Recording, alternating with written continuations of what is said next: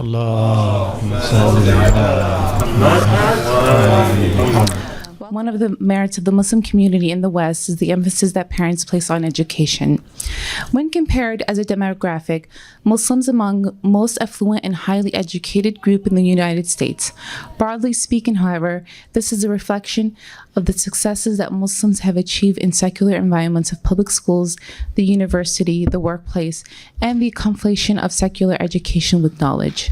To discuss the importance of transmitting Islamic knowledge in the West, placing particular emphasis on the object of truth-seeking and attaining as ilm understood in the Islamic tradition, we are pleased and honored to be joined by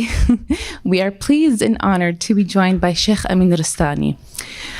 As some of you are familiar with Shaykh Amin Ristani, he was born and raised in the United States, and in 1999, after receiving his high school diploma, he traveled to the holy city of Qom to pursue Hawza studies.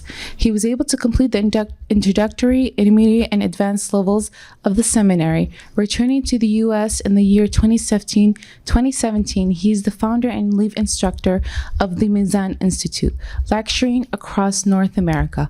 So please help me welcome with a loud salawat على محمد وآل محمد Shaykh Amin Ristani. اللهم صل على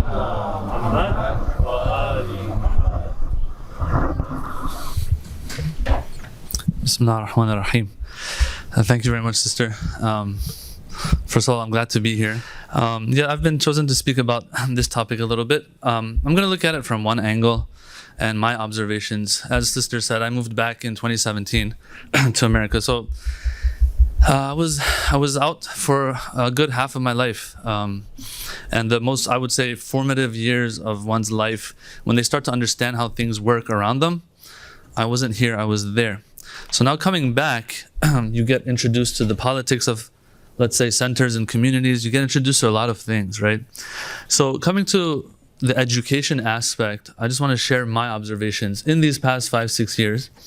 As someone who went back, I was 17 when I went, and just focused on studying and studying and studying, really. That's all we did there. Nowadays they have nice fast food restaurants in Qom, but back then we didn't have even those, okay? So back then it was just study, no cell phones. We didn't have, alhamdulillah, I'm happy that I was there at that time. No internet, nothing. If you wanted to speak to mommy would call the Hawza. The Hawza would call you to the phone. They had 3 phones in the whole school, and you would sit there and talk to mom. And then after that, you would have to hang up because others are waiting to talk to their mamas, all right? So anyway, I'm just breaking ice here, okay? Trying to just lighten the mood up a little bit. You guys are a tough crowd, I see. Except for the ones who already know me, they're already smiling. Even before I start speaking, they're smiling. All right, having said all of that, what my observations have been, we all have needs as Muslims out here. We have a need for communities, we have a need for center, identity, socialization, networking, like these kinds of conferences. Even if you were to subtract everything that happens in these conferences and just leave the socialization and networking aspect, I think it would still be worth it.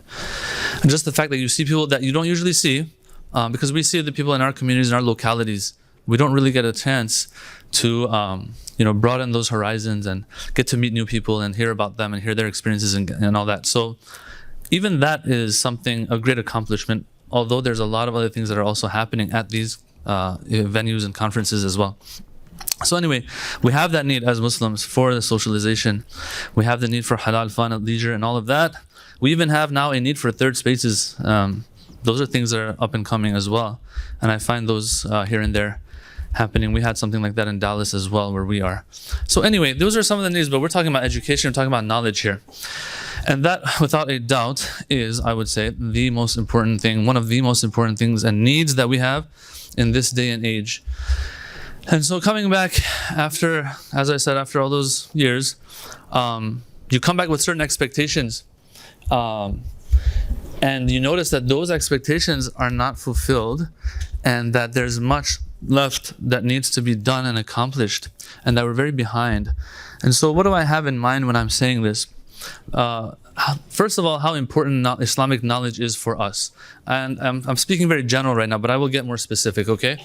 Generally speaking, knowledge is super important. We have that verse, the famous verse that all of you have probably heard by now. Surah At-Tawbah verse 122, وَمَا كَانَ الْمُؤْمِنُونَ لِيَنْفِرُوا كَافَّةً فَلَوْلَا نَفَرَ مِنْ كُلِّ فِرْقَةٍ مِنْهُمْ طَائِفَةٌ, all the way to the end. That out of every group of people, there should be a delegation that goes and learns the deen from the Prophet or from his companions or whoever, and comes back and warns their people. How do you warn the people? You teach them of what is to come and how to secure what is to come. Okay, and to achieve whatever is supposed to be achieved in this life. That's what it is. That's what indhar is. So the Quran is saying that a group, not just imams and prophets, but there should be a group who goes and comes back. So when these people go, learn, come back, that means the masses have to also take them in and learn from them. There's a verse of the Quran that's saying how important this is. All right, this is a verse that we've always heard, and it illustrates to us how important it is that we have to actually have a plan for that. Now, we don't have a plan for that. Don't worry, we're not going to worry about that part. We can say it the way it is. We don't really have a plan for that. We have brothers and sisters out there who will take it upon themselves to go and to learn and return and to teach. Now, we are in a time, though, this knowledge that is so important, we are in a time where the margin for error is very narrow. Very narrow. Let me explain what I mean. So back then, 20, 30, 40 years ago, we're all usually, my generation down, we're probably born and raised here, right? But we have immigrant parents. Usually that's the case. There's exceptions to this. And so what happens is our parents, that immigrant generation that did so much for us, they did whatever they could to make sure that we are in a very halal and Islamic environment. That was the best that could be done. Think about it. They were juggling so many things back then. You know what I'm saying? Back then, I mean, I don't even have time to tell you the stories of how we would get our hands on halal meat 30 years ago. All I will say is there was blood spilled in our backyard every now and then. Okay? That's all I'm going to say. And just so that I don't get in trouble, this was the blood of an animal, not a human being. All right? So to get your hands on halal meat, even nowadays, we're like, all right, which one should we go to? Yeah? Especially if you're from Dearborn, probably. Where should I go? I have too many options. So our parents, they were juggling so many things, number one. Number two, they're not coming from an Islamic educational background either. So what is the best they can do? The best they can do is try to facilitate an environment and make sure that, there are some people there who know something about the religion, so that can be imparted on us. And even if nothing is imparted on us of knowledge, the least is that we don't fall into haram, right? That was the best that could be done. And we don't have any other expectation, really, to be honest. Anything more than that is not even possible 30, 40 years ago. But nowadays, it's a little different. It's not just about Islamic environment anymore. Things are moving so fast. Things are changing so fast. So much information is coming and going so much that we don't have a chance to make mistakes, because if we do, the repercussions of that, the ramifications of that are going to be irreparable, probably. Okay? For example, is a very simple example. If my child has a question about God in their mind, it's not like 40 years ago where, okay, you have this question in your mind, fine, but we're still going to the center. And when you go to the center, you forget about that. You're like, there's probably an answer to this. And you grow up with your friends, and there's programs that are happening. So nowadays, when that question is there, that seed is planted, it grows into something, right? And so if I don't have an answer, or if an answer is given that's wrong, that doesn't make sense, before you know it, this kid, that little seed is going to grow into something that's going to change everything for this kid in the future. 20, 30 years later, maybe even, okay? The margin for error is very slim. Sometimes it's better to say, I don't have an answer to what you're asking, versus giving them an answer that when they grow up 10 years later, they don't just accept it from me because mom or dad told me, or my teacher told me, but rather, they are going to be turned off completely. Yeah? Okay, so the margin for error is very slim. This is what we're dealing with right now. All right, that's the problem, that's the issue. What have we done, or where are we at right now with this problem? All right, I want to look at the different age groups that we have out here. We have, as I said, the immigrant generation, right? The ones who weren't born and raised here. The older ones, our uncles and aunties, whatever you want to call them. These ones, alhamdulillah, they're going to Jannah anyway. I'm not worried about them. All right? The older ones are actually nodding. Some of them are nodding. Yeah, he's right. All right. We have another generation that's like the younger ones, like the teenagers, the ones that are like 13, 14, 15 maybe. I don't know if there are any in the room right now. But for them, I'm not too worried about imparting Islamic knowledge onto them. Yes, there's some basics that we have to get across to them to address their direct needs of right now. But all in all, trust me, I've seen this firsthand. Give me a basketball, I can bring them towards Islam better than delivering a lecture to them. It's happened before, true story. You go lecture somewhere, whatever. But then you go ball with them. Then on the night after the lecture, it's like, oh, Shaykh can play ball, and it's true, I can, or I used to be able to. Now I just shoot. I can't run around anymore. So Shaykh beat us in like a 3-point shootout. Next thing I know, next day the kid is sitting right there in front of me. Like, it doesn't matter what I'm saying. He doesn't even probably understand what I'm saying sometimes, but he just cared. What matters is like, oh, this is a human being like me, and we had a good time with them, and it was halal fun. All right, so that generation, all that matters for me personally. And as I go on, these are my ideas, brothers and sisters. I might be totally wrong. Feel free to disagree with me. It's fine. But for me personally, what I see here is a group of kids that I don't have to worry about too much. Why? Because right now all I need to do is make sure that they just like me. Me as a parent, me as a younger youth, an older youth, me as a shaykh, whatever it is, okay? I want to make sure that when they get older and older, they know where to come to, where they feel they can, who they feel they can go to and are comfortable to go to. All right, so these are experiences that we've had so far, I've had and I've seen. But there's an age group now. Now, I don't even want to call it an age group. I want to say the ones, usually, that are born and raised here. Some of them might be in their 40s now, okay? Some of them even in their 50s sometimes, okay? Maybe. But usually it's in the 40s down, all right? The majority, I would say. That's my assessment. The ones who have now graduated from Sunday school, if you have Sunday school where you are. The ones who have graduated from Islamic school, okay, if they grew up in one. I grew up in an Islamic school. The ones who have moved on and are now young professionals, let's say. They're young couples. They are in their maybe 20s even. They're not too old, but they're in their 20s, their 30s, their 40s. This group usually is not the older group that's going to Jannah anyway, and is not the younger one, the younger generation who right now we have some worries for, but it's just become a little box that we check off on our list of we did something for the youth. Okay? Yeah? It's something that's where everywhere we do stuff for the youth. All right? Which has become like this thing that, okay, whatever. There isn't much you need to do for the youth, in my opinion, other than make sure that they're having a good time and they can see that there's a halal way of having a good time as well. All right? And some inclination towards religion, because the little things you inject here or there, but it's mostly your akhlaq with them that matters. All right. This, though, group that we're talking about now, the ones who are going to be the ones running things in the future, who have graduated from all of this, all they have left now is what? The lectures that happen at the centers, really, or what they find on YouTube, which is usually the lectures that are happening in centers, okay?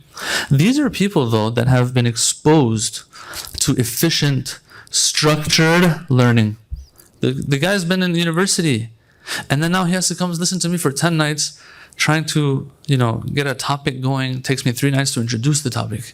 And this person is like, if this was university, it would have been done by now, right? I need something structured. I need something that's referenced.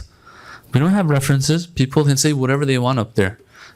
Every time I randomly open up a lecture and I scroll to the middle somewhere, they say something and I'm like, man, that's wrong. I don't know if you're like that, but for me it's like that. Usually I'm like, why does all the bad stuff come to me when I'm looking at a lecture, just to see what's going on? But it's a reality. I'm sorry, because nothing's referenced. People are out there, they're noticing. This is why I'm saying the margin for error is slim. Back in the day, you couldn't ask somebody who's speaking, hey, where did this hadith come from, by the way? Because even if the person told them where they got it from, that person doesn't even know, is this a proper source or not anyway? Okay? All right, so they've graduated, they're exposed to efficient, structured learning, but at the same time now, because they're in their 20s, 30s, 40s, and that is the peak of their life, let's say, they don't have too much time anymore either. Okay? So what are we going to do about this group of people? While they are the future of Islam, They're the ones doing work on the ground. Someone came to me once and says, he told me, what are you doing for the people in prison? I said, look, I'm trying to train people so that those people can go into prisons. I'm trying to train people so that they can go in their respective communities and do work on the ground. I don't want the person that's doing work on the ground to tell their kids, the moment you do one sin, it's over, man. You're done, right? You're burning forever. They're going to burn you. They're going to stick this up your mouth and up this down your brains until you're cleansed of that sin. We can't make these kinds of mistakes and give inaccurate information regarding religion anymore. We can't get away with that anymore. I'm not trying to say there was any malice involved, but when I say get away with it, but that's what it is. All right? So, they're the futures of Islam because they can do the work on the ground. They're going to be the in-between people between, let's say, scholars and the people, the younger ones out there. God knows. Once again, I don't want to I can use the example of our own community in Dallas, for example. There will be certain people that I'm in touch with, and I know they have more of an influence. As cool as I am of a Shaykh, which I am, I still can't influence a lot of the people there because there's just some people that are just cooler than me, better looking than me. They're the ones who are able to do it with their little kids that are around them. And it's just like, wow, this is so efficient. There will be people that I've been in touch with, for example, for 8 years, 10 years. The guy, I'll follow him. He doesn't know, but I'm stalking him on social media. And I see how he will write certain things in response to questions people have regarding Islam, for example. All right? And he gets the answers spot on. And God knows how many people are affected by that in the positive way. And then, while people don't even know who I am to even come to me to ask. But I'm like, man, look, the answer he gave is exactly the answer I gave him 10 years ago when he came to me. This is what we're after. We have to be a little more efficient there. So these guys are the future of Islam. They're the ones who are going to run things. The only difference is ikhlas is not going to cut it only anymore. Our parents, ikhlas was all that mattered really, and some hard work. Now it's ikhlas and getting it right actually. All right? Ikhlas doesn't cut it all the time. Amir al-Mu'mineen in Nahj al-Balagha, he talks about the Khawarij. Who are the Khawarij? They're the ones who killed Amir al-Mu'mineen. But you know what he says about the Khawarij? He says, don't fight the Khawarij after me. Go after Muawiyah. Why? Because the Khawarij are trying to hit the target of haqq, but they're missing it. But at least they're trying to hit it. It's as if they have ikhlas, some of them at least. But he says there are some, Muawiyah is trying to hit batil and he's hitting it straight in the eye. You know what I'm saying? So ikhlas isn't going to be enough anymore. Margin for error, slim. All right. I don't know how much time I have. I just said, if you can let me know. I just don't want to. Hajj. All right. So, having said all of this,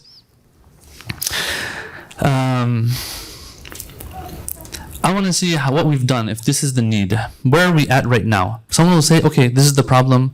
We need to start educating properly these people who are going to be influential, these young professionals, the ones who want to learn about Islam, but all they have is just the lectures that happen throughout the year.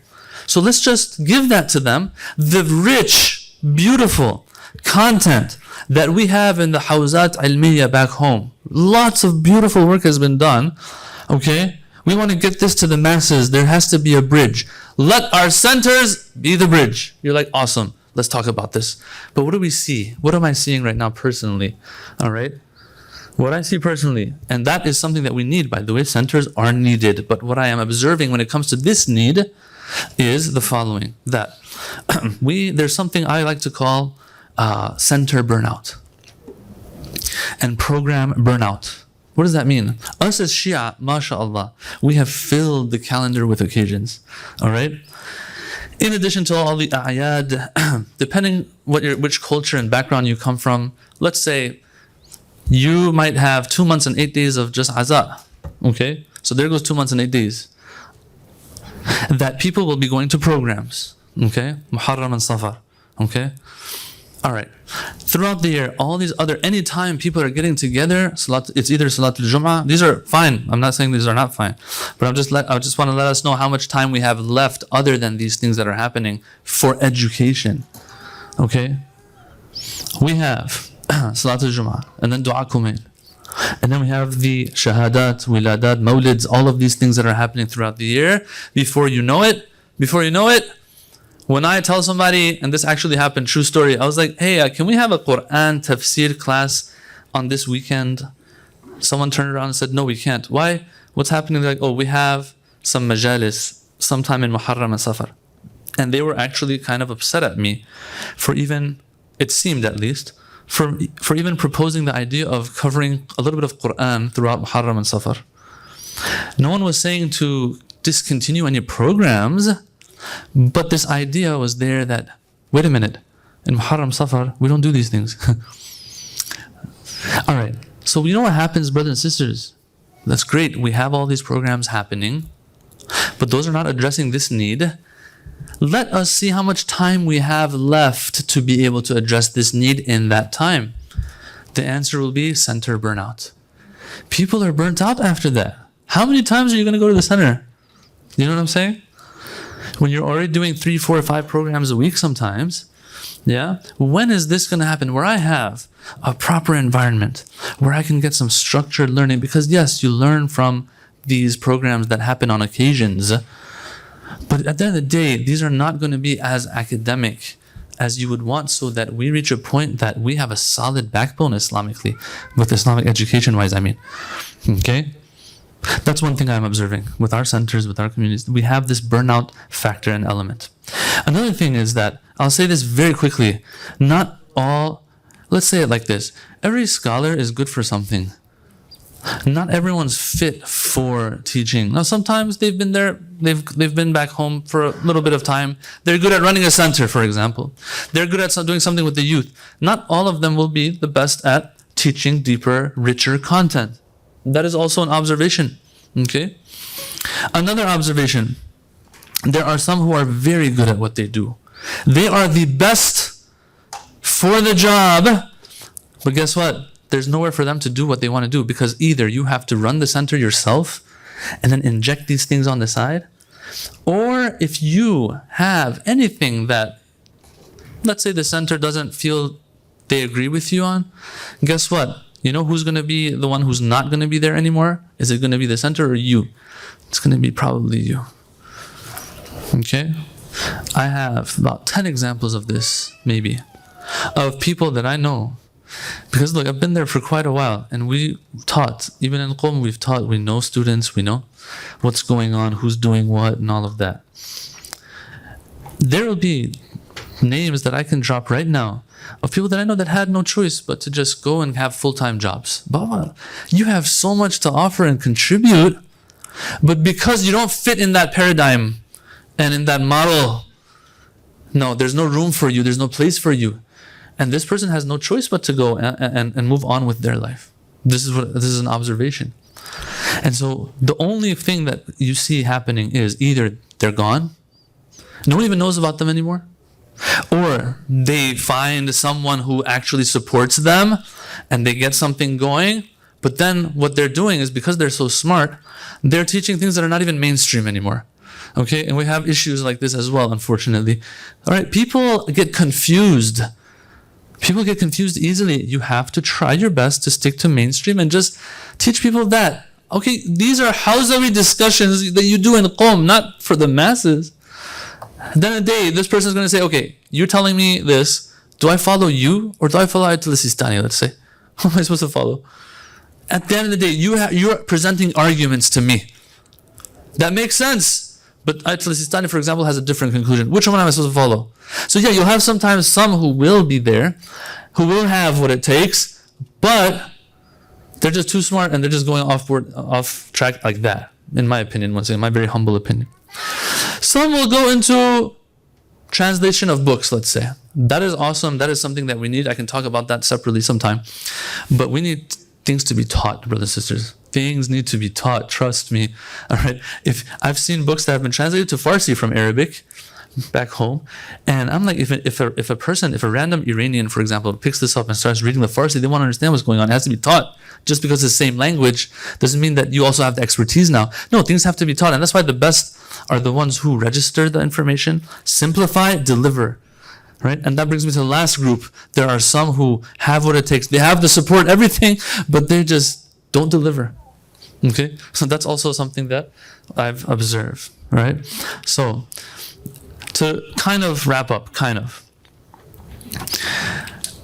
what we have is, all out of everything that I said, the only thing that, in my opinion, might work right now is those who will have a platform that is supported by the people, and at the same time are delivering the tradition as is, inshallah. I was in a conference once, and one of the respected shaykhs brought up a point. And he said, oh, we need to introduce to the world how great Nahj al-Balagha is. Okay? I was like, okay, awesome. I brought this up right there. And I think he might have gotten a little maybe upset that I brought it up, but I was trying to make a point. I said, look, Shaykh, that's great.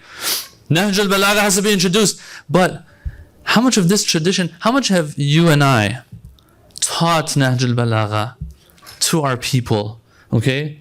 From the start to the finish. If someone has a question on Nahj al-Balagha, for example, they can go look it up and have either a commentary on it written or commentary taught. I'm getting tired of this idea of we need to teach the world how great we are. Okay, we're great. Well, our own people haven't even taught why we're great yet. You know what I'm saying? How much of it have we taught? Sometimes even they will do what they need to do. It's not even packaged properly. So people don't have access. All right? So these are some of those things. Yeah? The problems with having a proper platform but not doing the work that you're supposed to be doing, this is also observed. And finally, I just want to say this. It's very interesting that I've noticed that the Ahl Sunnah, they're very ahead in this matter. They have different institutes, they have different organizations that are doing this. And the model that they have is beautiful. And it's been working for years and years. But then when we look at ourselves, we see that, okay, we still have a lot of work to do. So just to summarize everything, brothers and sisters, there are different age groups or different, let's say, demographics, whatever you want to call it, of Shia in the West right now. I personally think there's one group that has been neglected, and that's that middle group that I mentioned. And for them, that we have the rich content back home. We have some scholars who are good at that and being the bridge between that rich content and the people, but it just seems like we haven't reached the point where they can do what they need to do. And inshallah, we can move in that direction. And that sums up everything I wanted to say, inshallah. And I hope that it wasn't too negative. Yeah, these are just things that we need to keep in mind, inshallah, to move forward. Walhamdulillahi Rabbil Alameen. Wassalamu alaikum wa rahmatullahi.